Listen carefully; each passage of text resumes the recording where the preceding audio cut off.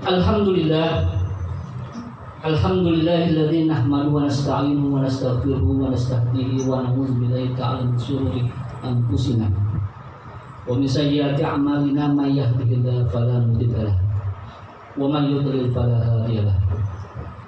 Asyhadu an la ilaha illallah wa asyhadu anna Muhammadan abduhu wa rasuluhu alladzi qad hamala an-nas minadh dhulumati ila nur wa kadzalika ila siratal mustaqim. Siratal ladzina an'amta 'alaihim ghairil maghdubi 'alaihim waladdallin. Allahumma shalli wa sallim wa barik ala hadzal nabiyil karim wa ala alihi wa ashabihi wa maulana jami'an ma ba'd.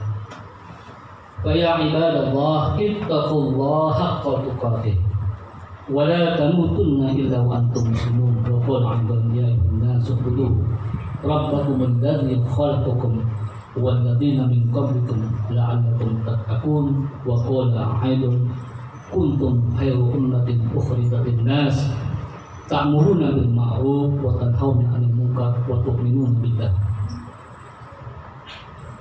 Ma'asyiral muslimin, kita Jumat yang senantiasa mengharapkan ridho dan inayah dari Allah Subhanahu wa taala.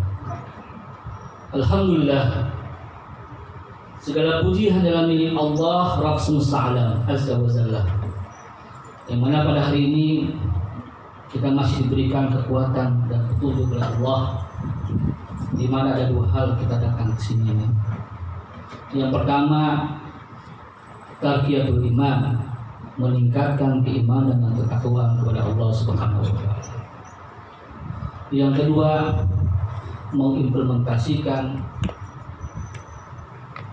wahdatul umat, kesatuan umat dalam kerangka senantiasa hidup secara berjamaah melalui sholat Jumat berjamaah ini. Oleh karena itu, ma'asyiral muslimin, tidak ada sesuatu muslim yang kuat kalau tidak berjamaah. Kehancuran suatu peradaban Islam disebabkan karena infirad, terpecah belahnya umat dan jauh dari Al-Qur'anul Karim. Salawat dan salam senantiasa kita limpahkan kepada Nabiullah wa khatimul anbiya Rasulullah Muhammad SAW beserta keluarga dan para sahabatnya. Mudah-mudahan yang hadis ini adalah umat istiqomah yang senantiasa menjalankan sunnahnya dan senantiasa berjuang di jalan dakwah dan tidak pernah merasakan pesimis di dalam menapak jalan dakwah tersebut. Hampir 20 tahun lebih kita hidup di era reformasi. Barangkali kalau kita setback ke belakang, pada saat rezim Orde Baru berkembang dan besar, pada saat itu hak-hak kita terkadang dibelenggu oleh tirani kekuasaan yang begitu luar biasa, yang mencengkram begitu kuat dalam seluruh aspek dan dimensi kehidupan kita. Namun Allah tidak tinggal diam melihat fenomena yang kenyataan seperti itu. Maka lahirlah reformasi yang pada saat itu para mahasiswa, anak-anak muda, bahkan orang tua, barangkali aktivis-aktivis dakwah mencoba melakukan satu perubahan. Apakah bisa dengan reformasi ini suatu bangsa menjadi lebih baik dari sebelumnya?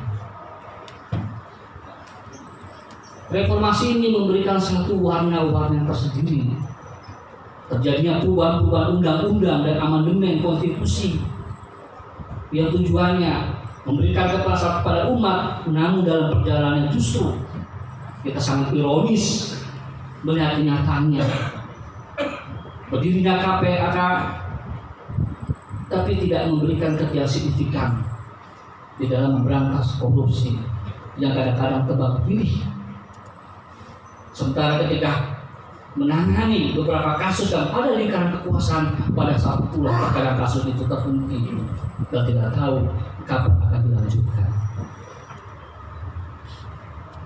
Ditambah lagi aturan-aturan yang tidak jelas, yang justru memberikan rasa tidak adil bagi rakyat jelata, bagi rakyat yang tidak mampu, yang tidak memiliki kekuatan. Pada saat inilah rakyat dibikin bingung dengan situasi dan kondisi yang tidak menentu seperti itu.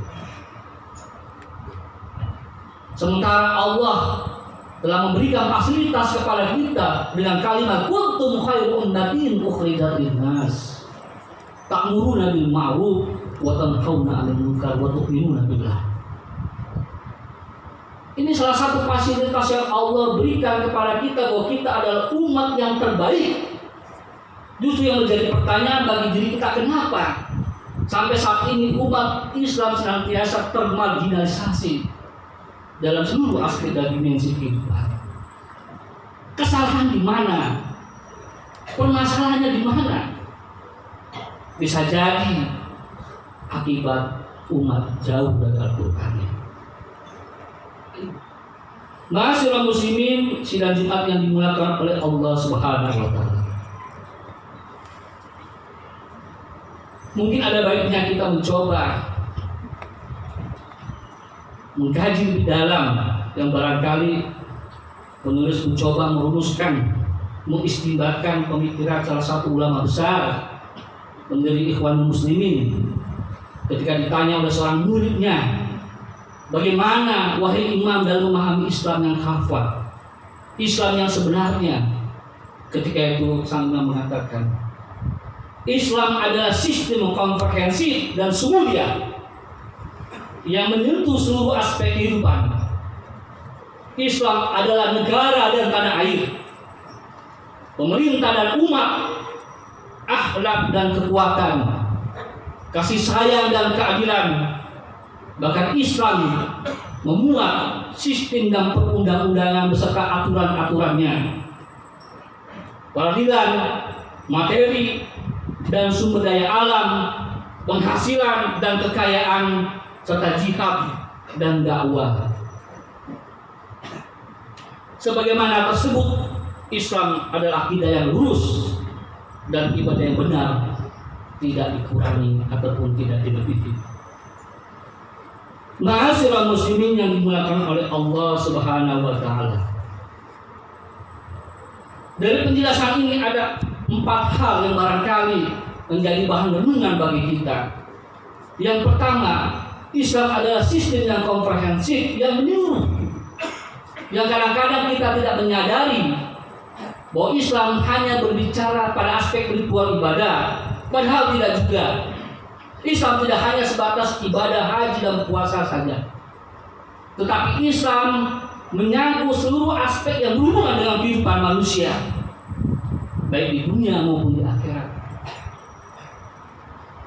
Oleh karena itu, ma'asyiral muslimin, ketika sebuah negara dan pemerintahan dikendalikan, dipegang oleh orang yang tidak amanah, yang pada akhirnya timbulnya ketimpangan dan ketidakadilan sosial di masyarakat kita, maka siapapun yang mengaku dirinya beriman kepada Allah wajib untuk memerangi mereka yang tidak amanah dalam kekuasaan tersebut.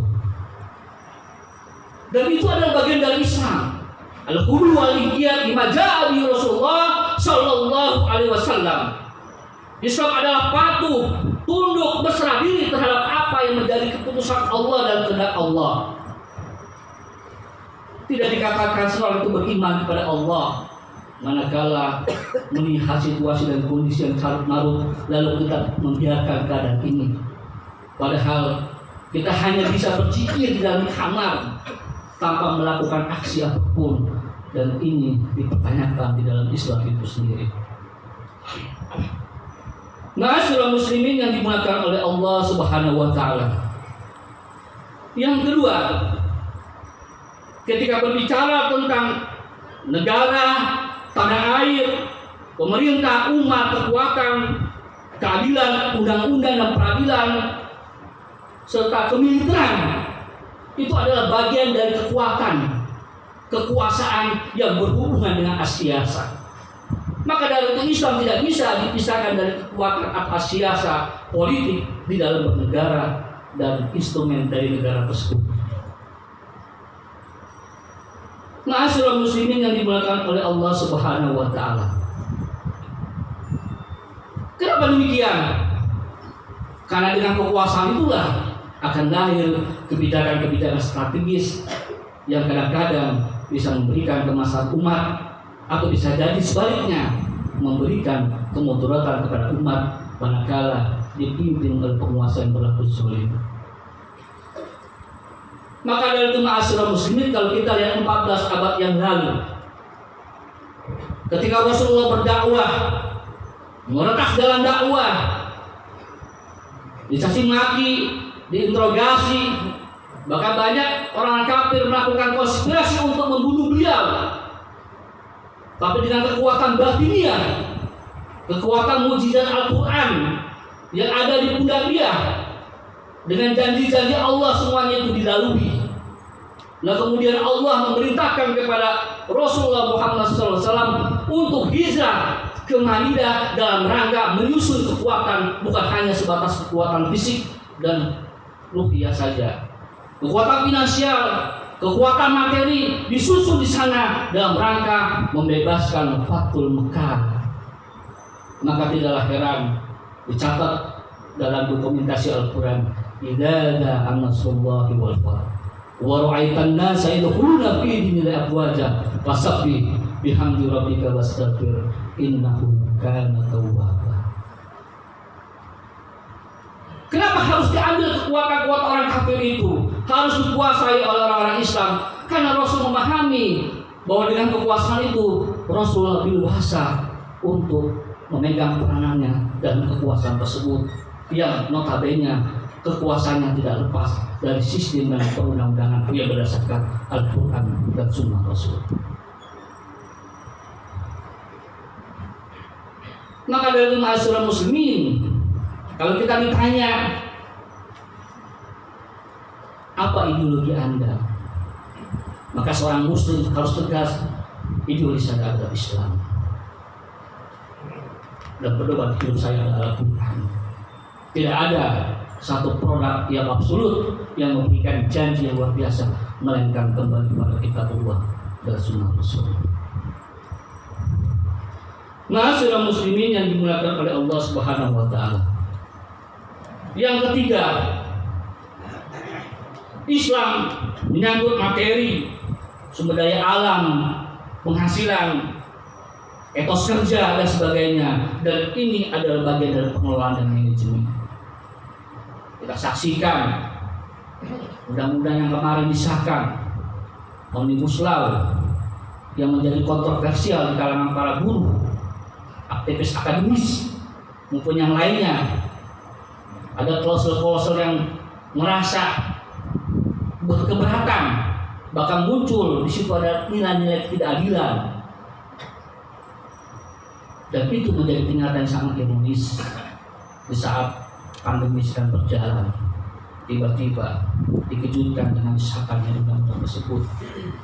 Ini adalah sebuah dilema yang harus kita renungkan kalau kita masih mengaku diri kita beriman kepada Allah. Jangan berpikir bahwa ini hanyalah sebatas yang berhubungan dengan buruh. Jangan kita berpikir bahwa ini undang-undang yang sebatas apa yang berhubungan dengan agraria dan sebagainya. Tapi yang kita pikirkan adalah apakah klausul dari seluruh undang-undang ini memberikan asas manfaat bagi kehidupan manusia kita. Ketika ada nilai-nilai ketidakadilan di dalam tersebut, maka umat harus memiliki action, memberikan kontribusi, melakukan satu upaya, baik upaya hukum dan sebagainya, agar jangan sampai hal ini terjadi. Walaupun sudah terjadi dan disahkan. Namun juga pertanyaan lagi, untuk apa kita berjuang? Pada kenyataannya kekuatan ada mereka. Islam senantiasa hendak bersifat sabar. Aswabul mu'inu ala kulli amalin. Sesungguhnya sabar itu akan menolong setiap pekerjaan. Tidak ada perjuangan itu yang tidak ada hasilnya. Namun permasalahannya, bersabarkah kita dalam menghadapi perjuangan ke depan itu? Karena bisa jadi suatu saat kita akan mengalami hal-hal yang terburuk di dalam kehidupan nanti. Bagaimana barangkali ketika kita sedang ceramah atau ketika sedang berdakwah, tiba-tiba kita diperoleh peluru atau apa, Allah alam bisawab. Tetapi kita yakin Allah sebagai jaminan kita, Allah sebagai pelindung kita. Qul huwallahu ahad, Allahu samad. Seorang budak hitam yang pekerjaannya yang tidak memiliki harta yang banyak, ketika dididikan oleh batin bila roba, apa yang dia lakukan, apa yang diucapkan? Ahad, Allahu Ahad, Allahu Ahad, subhanallah. Yang tidak memiliki pendidikan yang maksimal, seorang Bilal mengucapkan Allah, Allah, Allah, walaupun siksa senantiasa menghampiri diri. Itulah sikap orang beriman yang menjadi prinsip utama dalam kehidupan kita. Ma'asyiral muslimin yang dimulakan oleh Allah Subhanahu wa taala, yang terhal adalah jihad dan dakwah. Allah berfirman dalam sebuah surat Al-Qur'an ayat Al-Anfal ayat 60. A'udzu billahi minasyaitonir rajim. Bismillahirrahmanirrahim. Wa'iddu lahum mastata'tum min quwwatin wa min ribatil khair turhibuna bihi aduwallah wa aduwakum wa akhirina min dunihim la ta'lamunahum Allah ya'lamuhum wa ma tunfiqun min syai'in fi sabilillah yuwaffa ilaikum wa antum la tuzlamun. Yang artinya, dan persiapkanlah untuk mereka kekuatan apapun yang Anda mampu, dan dari kuda yang terikat dengan perang yang dipersiapkan itu, Anda mengancam musuh Allah dan musuh Anda dan orang-orang selain mereka yang tidak Anda kenal, sementara Allah mengetahuinya. Apapun yang Anda lakukan, apapun yang Anda belanjakan di jalan Allah, Allah akan balas semua itu.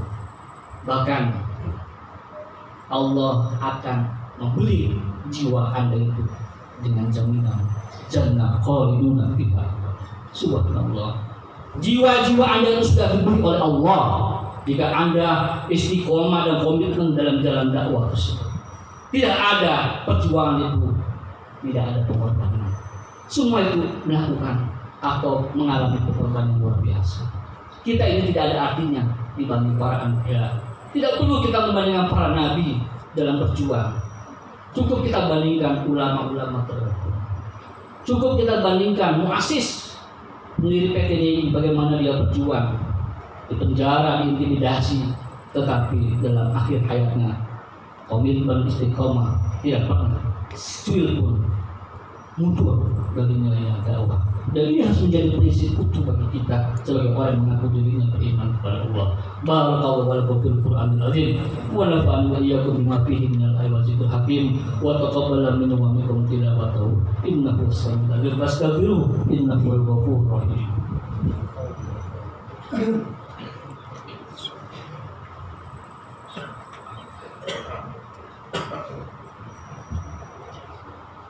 Alhamdulillah, alhamdulillahirabbil alamin, wassalatu wassalamu ala asyrafil anbiya'i wal mursalin wa ala alihi wa ashabihi wa man walah. Ya ibadallah, ittaqullaha haqqa tuqatih wa la tamutunna illa wa antum muslimun. Ma'asyiral muslimin yang dimuliakan oleh Allah Subhanahu wa taala. Dalam khutbah yang kedua ini barangkali hanya ada satu yang kami sampaikan sebagai bahan renungan bagi kita. Dalam menghadapi situasi yang seperti ini, kita tetap memberikan teguh prinsip wahidatul ummah, kesatuan umat. Jangan kita tercerai-berai, karena musuh Allah sudah nyata di hadapan kita. Barangkali suatu saat tiba-tiba ketika ada berdakwah 2-3 hari Anda tidak pulang, tetapi ya kita dakwah karena Allah. Wa idza asabahum musibah qalu inna lillahi wa inna ilaihi raji'un.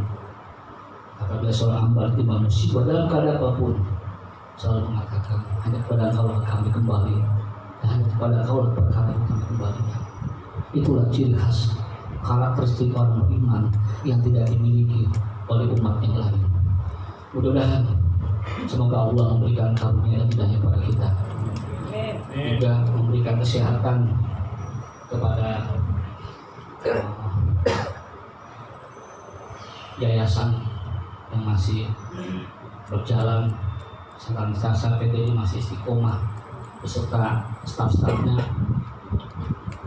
guru-gurunya dan yang lainnya, termasuk para jamaah yang senantiasa istiqomah sebagaimana yang dilakukan oleh pendiri PTD tersebut. Mari kita berdoa kepada Allah, semoga Allah memberikan naik dan petunjuk kepada kita, memberikan kekuatan lahir dan batin kepada kita, dan semoga cita-cita almarhum pendiri PTDI tercapai, yaitu Baladatul Thayyibah Wal Ghafur, yayasan ini istiqomah, pendidikan istiqomah, menjalankan nilai tarbiyah sesuai dengan manhaj Islam yang kafah. Astagfirullahaladzim, astagfirullahaladzim, astagfirullahaladzim. Allahumma ighfir lil mu'minin wal mu'minat wal muslimin wal muslimat wal ahli wal amwat. Allahumma ighfir lana wa li walidayna wa rahmatna wa Rabbana wa la tahmil 'alaina isran kama hamalta 'alal ladzina min qablina.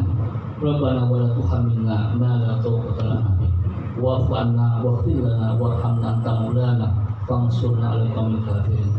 Rabbana atina fid dunya hasanah wa fil akhirati hasanah wa qina adzabannar. Walhamdulillahi rabbil alamin. Ibadallah, Allah ya'muru bil 'adli wal ihsan wa ita'i dzil qurba wa yanha 'anil fahsya'i wal munkari wal baghi ya'idukum la'allakum tadhakkarun. Wassalamu alaikum warahmatullahi wabarakatuh.